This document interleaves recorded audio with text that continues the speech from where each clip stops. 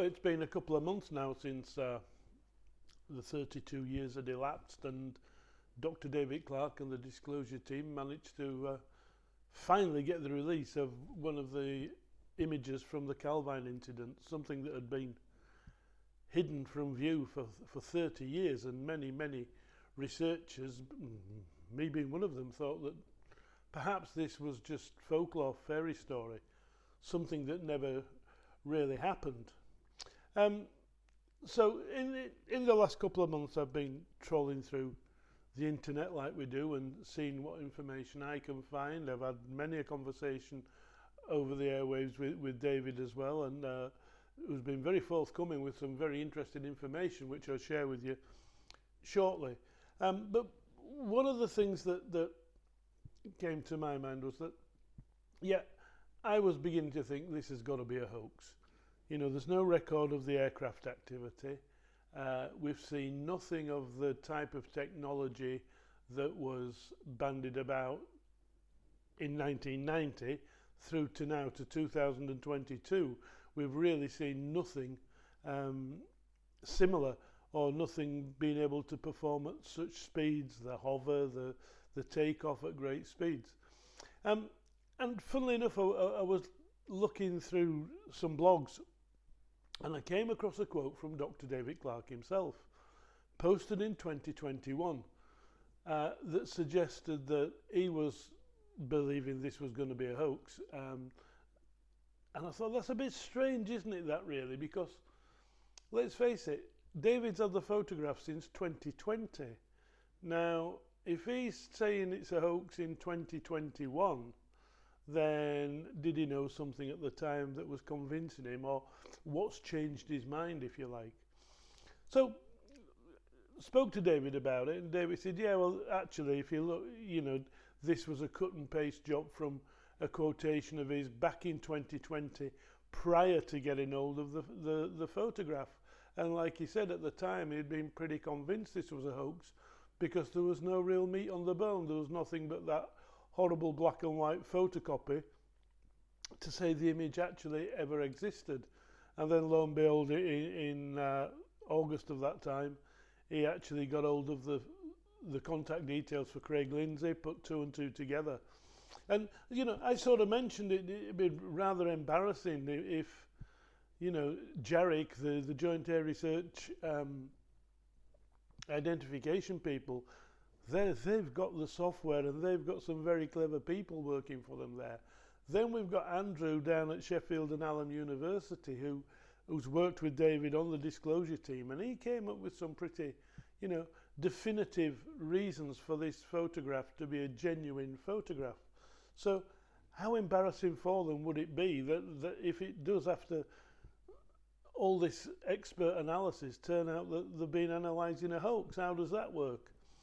Well, of course, David reminded me about the Belgium Triangle photograph that circulated for years and years and been claimed to be the real thing. And many image analysts had hold of it and said, oh, yeah, this is a genuine photograph. This was a Petit Reichin flying triangle photograph over Belgium. And eventually it was proven to be a hoax, and there you go. So, you know, even the experts can make mistakes. Now, what David did suggest to me was, well, look, you know, we can make mistakes, and this could still be a hoax, and really, without proof of the photographer, without proof of the technology, we haven't really got much more to go on. And this for me was, you know, my own thoughts lay with the other photographs. This could be quite interesting because we know 6 were taken. The Scottish Daily Record have admitted to having their hands on 6 images. The MOD had their hands on 6 images. And what's interesting to me is that, you know, you don't get a roll of film with 6 exposures on it. So it's either 18, 24, or more than likely a 36 exposure roll. Now, when you're going out there to hoax something, I'm pretty sure, not that we've ever done it or anything like that, or attempted to do it, it's the attempt that's the big key here. You know, you'd have to be an absolute lottery winner to be able to set up the hoax, click the shutter and have the perfect photograph, never mind 6 of them.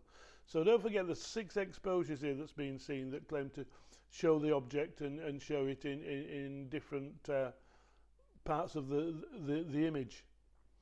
So why would you hoax something like this and just send the 6 images? I'd like to see the full roll, because if there were 3 or 4 attempts at getting it right, then the hoax is given away on that roll of film. But if there's photographs of and he's up in the local boozer or whatever, or pictures at the beach on the same roll of film, then you can think that the guy literally did as he said and took his camera out of his bag and shot the 6 images off. So putting this to David became something of a, he was like me, so, yeah, in all cases you need the full roll of film.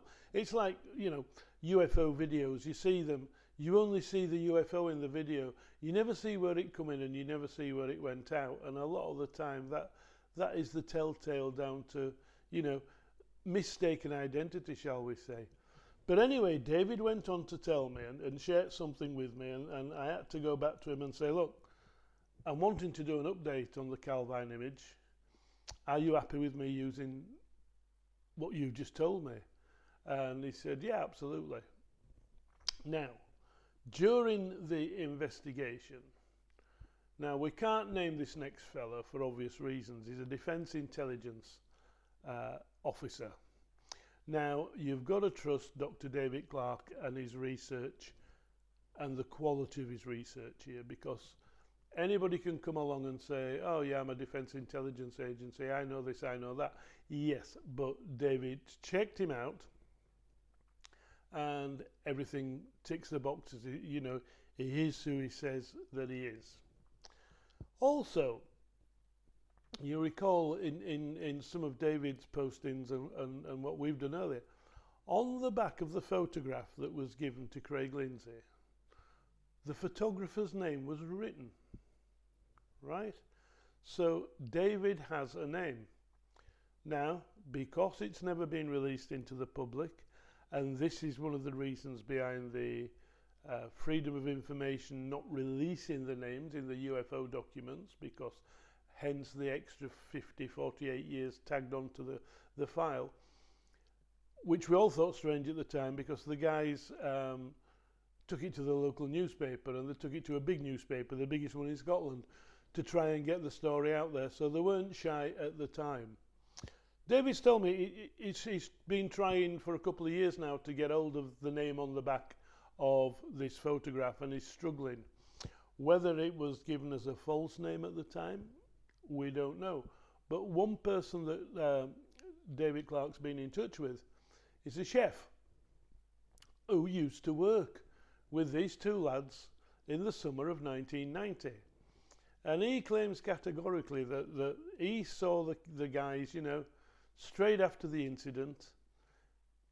Not terror, but the excitement among the guys were, this is a genuine thing. The reaction from the 2 lads, this is a genuine photograph, set of photographs and a genuine incident, not a hoax.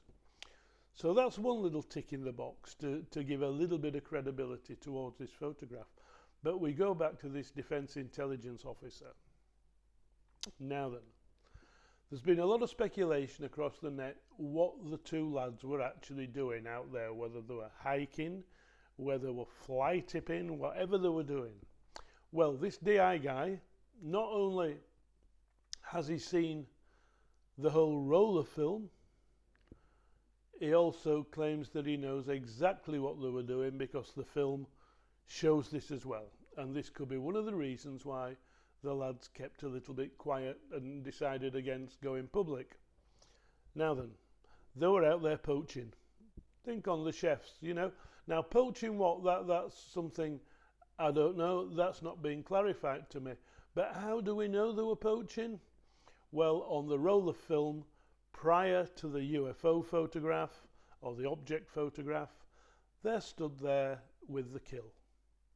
They're actually on photograph, you know, celebrating whatever they've caught, whether it's sheep, deer, flying haggis, I don't know, it could be anything. But they're actually posing with the kill. Now that puts a whole new perspective on the case for me, that all of a sudden this film isn't something that's been set up and you know, we got the 6 best photographs out there. It looks like they caught the object as they say they did. And the DI guy who said he interviewed the 2 lads said that they were posing with the kill. When they heard the jets, they put that down and started taking photographs, and that's when they got the images they got. Now then, what's so special about that?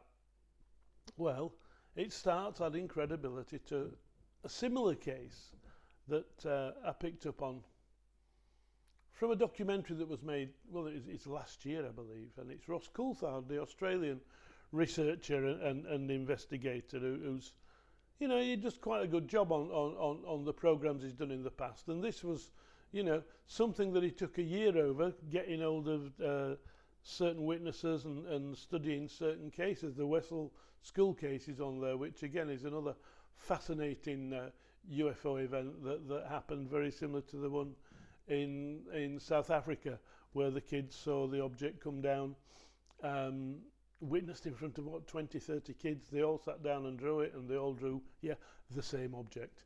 So this was something that took place in Exmouth, which is on the west coast of Australia, Perth, Western Australia. Exmouth lies right at the start of what we know as the Australian outback, and it's basically somewhere in the middle of nowhere. And based there is an American listening base. Obviously, it's out of the way from the public view. It's got clear open skies. You know, there's very little city interference with Wi-Fi, internet, etc., etc. So they can get very accurate reception to whatever they're listening for.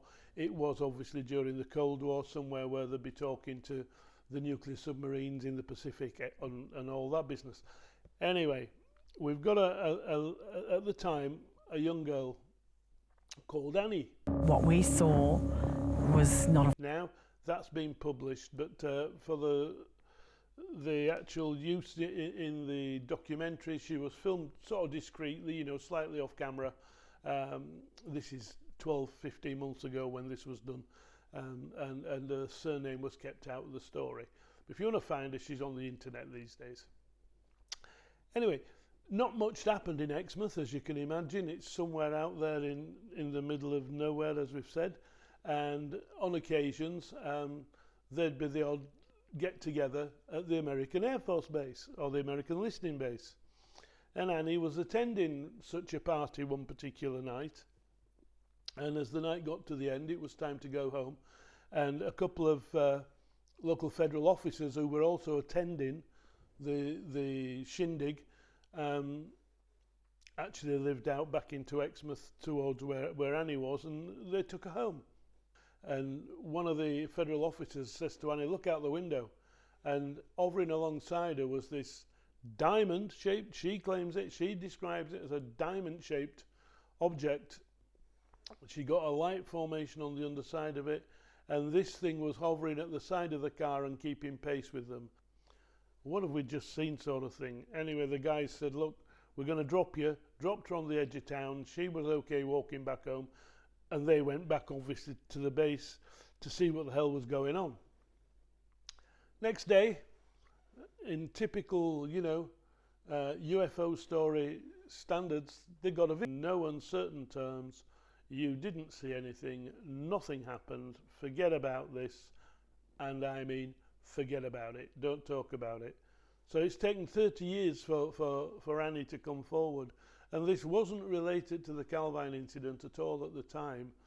This was just another one of those, you know, amazing stories that comes out of this UFO subject. So there we have something, to me, that kind of links the Calvine object and the Exmouth object. And something that's quite extraordinary about it is that, well, Exmouth's Perth, Western Australia.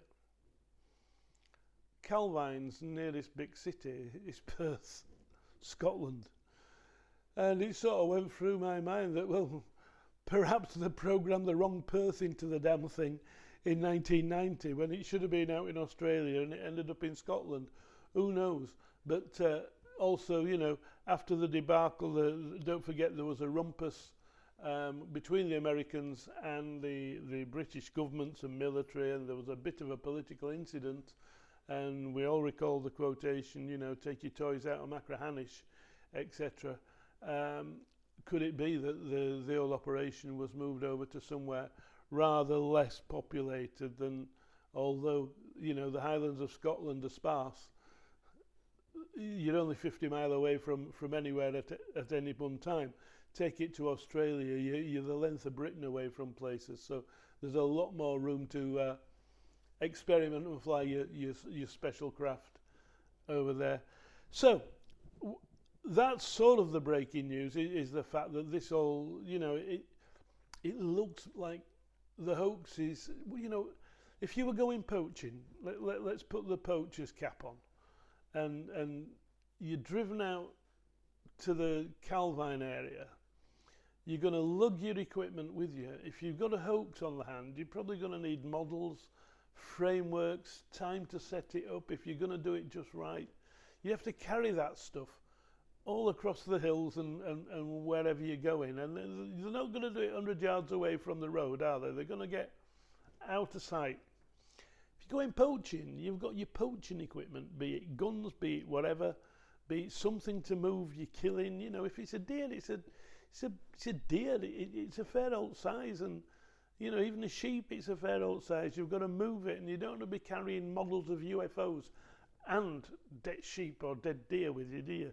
So was it, you know, as they say, an absolute chance encounter that they were, okay, up to no good, nicking a bit of venison, probably for sale to the restaurant where they were working at the time. And again, that all suggests that, you know, we're not going to talk about this, because if they were supplying the restaurant they were working at with hooky venison, then the restaurant's going to get called into, you know, there's a lot of little things there that link it all together, that make it all that little bit tricky to be perfectly honest about what you were doing. So take the poaching side out of it, take everything else out of it. We've got this photograph of the Calvine image, and it's looking like, for me now, it's looking pretty damn good.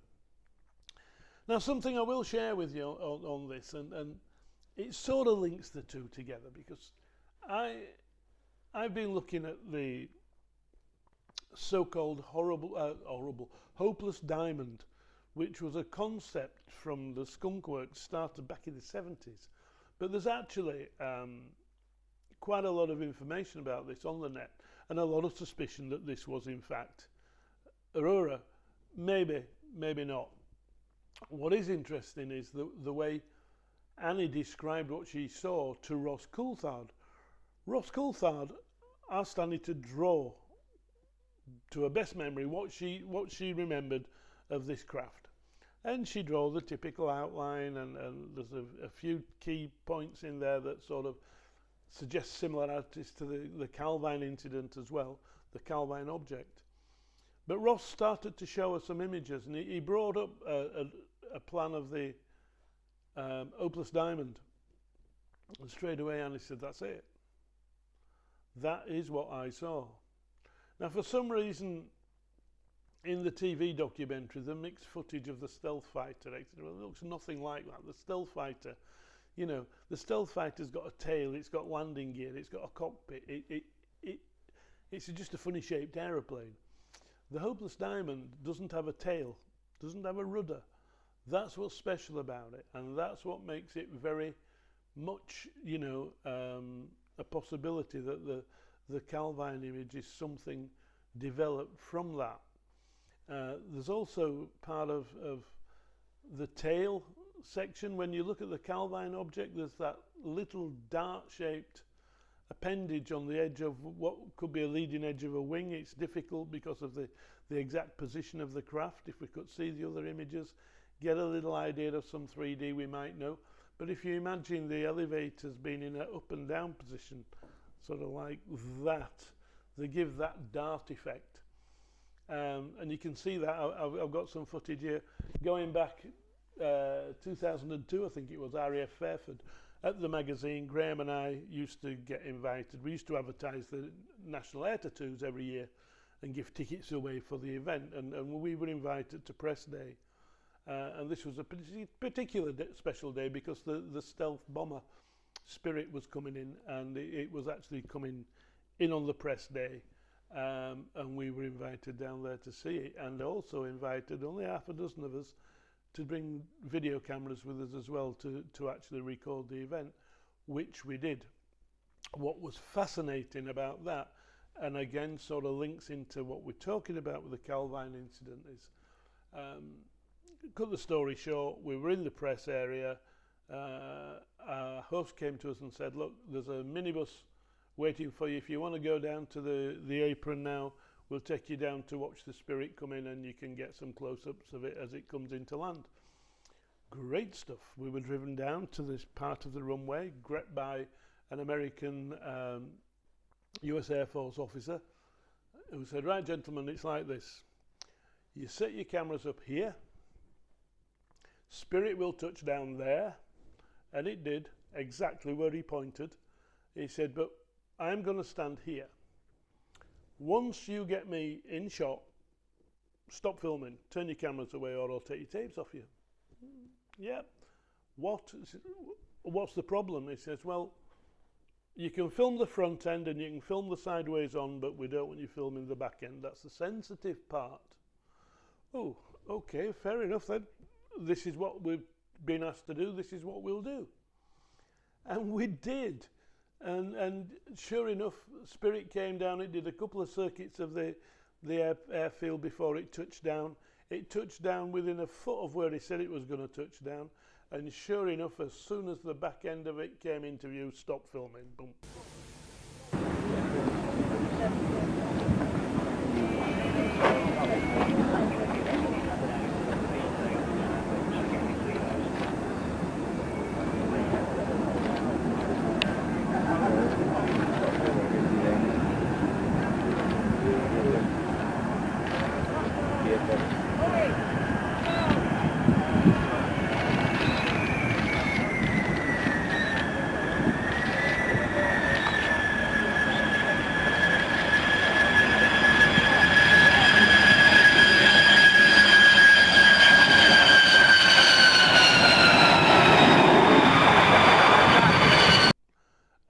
Was it, we had to do that. Now, you know, the sensitive part. So when we look at the Calvine object, when we look at the Opaless Diamond concept, they've all got this strange back end to them, and is there something in there that is just not going to be, that's the secret part, that's the stuff. You know, I'm sure people have filmed the back end of the Spirit, but the fact that we could get close up and probably, you know, right inside the intakes if we wanted to, was a case of it was a little bit too much for them. Incidentally, Graham Birdsall, bless him, long gone now, but Graham, as you know, was fantastic in this subject. And we got the opportunity to do a quick interview with Major Brawley, who was the guy who flew the thing in. Two-man crew, that's all there is on there. Pilot and co-pilot, that's your lot, that's what flies the Spirit. Anyway, he was taking questions from you know, the aviation journalists and what have you, not really expecting a UFO editor to stand up, but Graham was careful how he phrased his questions. Did you carry out an air refuel over here? Was it just one? We had two. You had two? We had two just so that we didn't need to, but the second one we didn't want to have to worry with the fuel in here on the field, so we pumped it up really full here, and now they can fly and take off and head home without having to refuel. It's a big step up from an F-16 to a B-2. It is. Was that something that you selected to do? I did. I applied for the job. The job is still a flight application and selection process. All the records are reviewed by the wing commander on base, and he makes the final selection of who comes to fly it. We certainly at this stage of the game don't need anybody who doesn't want to be there for starters, and we certainly with this type of airframe need the guys who are a little bit above their peers in a performance standpoint. Yeah. I was interested to hear you talk about the new technologies. This plane was rolled out at Palmdale, California 10 years ago. It was. How long do you think it will be before we're on to the next stage of stealth aircraft and we're all here? Will it be another 10 years before we're looking at something even more bizarre, or what do you think? This is air vehicle number 3. It was built in 1982. So it was built a lot more than 10 years ago. But if you took that plane then when it was rolled out and what it is now, it's a totally different airplane. As we've sent them back and started with our Block 10 training aircraft, we went to our Block 20 limited weapons employment aircraft, to our final